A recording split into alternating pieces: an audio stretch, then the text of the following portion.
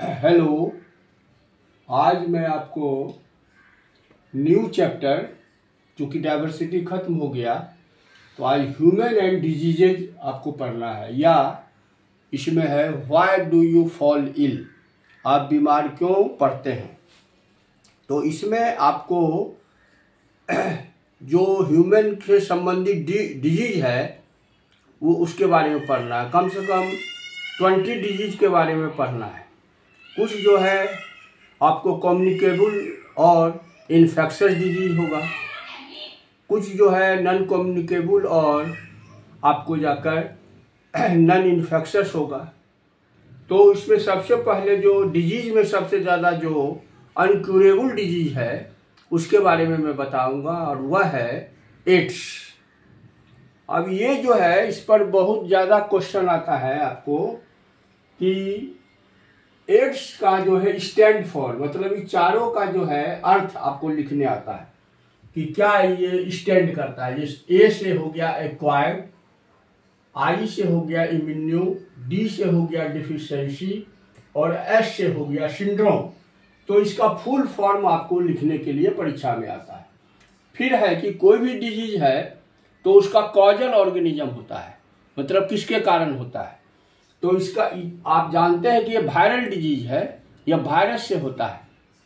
तो इसका जो कॉजल ऑर्गेनिज्म है वो HIV है। इसका भी फुल फॉर्म होता है S से ह्यूमन, I से इम्यूनो डिफिशियंसी और V से वायरस।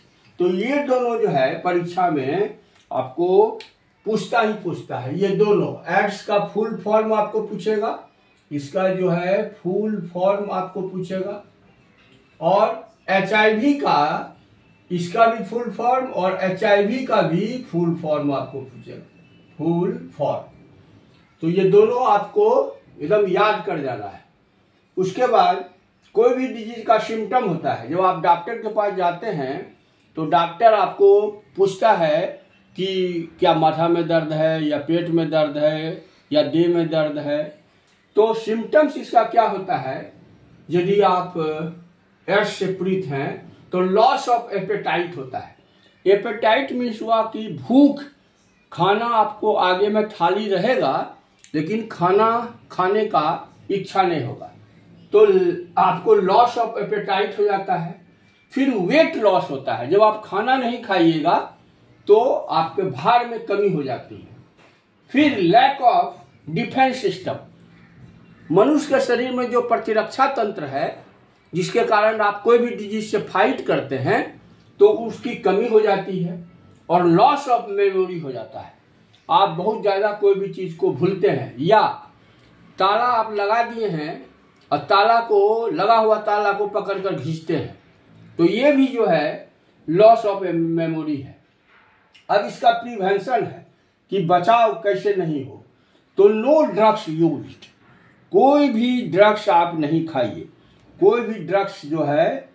और सेकंड है no sexual contact with foreign members.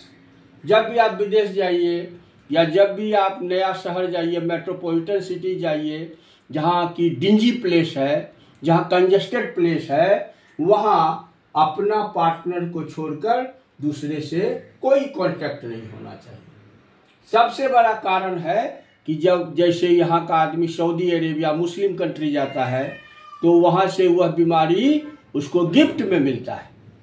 क्या है कि ये जो बीमारी होती है ये डिंजी प्लेस में होता है, झुग्गी झोपड़ी का ये बीमारी है। फिर थर्ड है यूज डिस्पोजेबल सिरिंज, आप जो भी इंजेक्शन लेते हैं तो वह जो है अनयूज्ड हो। और नो बार्बर्स रेजर यूज्ड, नाई के दुकान में आप जाते हैं तो उसका जो है रेजर आपको यूज नहीं करना है।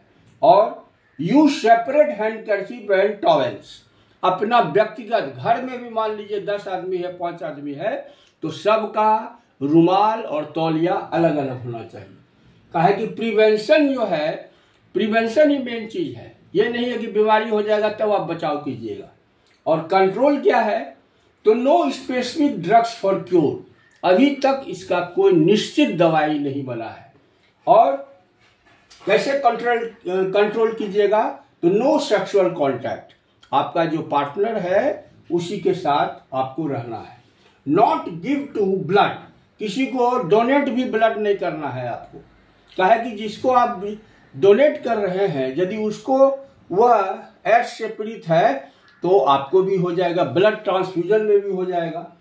और scientific research will be progressed but scientist will try best of knowledge. वैज्ञानिक इस पर लगा हुआ है क्योंकि ये वायरल डिजीज है। आप जानते हैं कि कोविड से हम लोग कितना परेशान हुए, पूरा विश्व परेशान हुआ। तो क्या कारण था?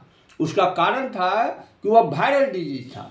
तो बैक्टीरियल डिजीज एंटीबायोटिक से ठीक हो जाता है, लेकिन वायरल डिजीज नहीं ठीक होता है। इसका क्या कारण है? आपसे पूछेगा कि वायरल डिजीज क्यों नहीं ठीक होता है, तो उसका जो न्यूक्लिक एसिड होता है उसमें डीएनए नहीं होता है, वह आरएनए और प्रोटीन का बना होता है। इसीलिए वायरल डिजीज, कोई भी वायरस डिजीज हो, वो आपको जो है, आपको हाइड्रोफोबिया है, कुत्ता काटने पर आपको बीमारी होता है, तो कुत्ता के लार से जो है वह वायरस गिरता है।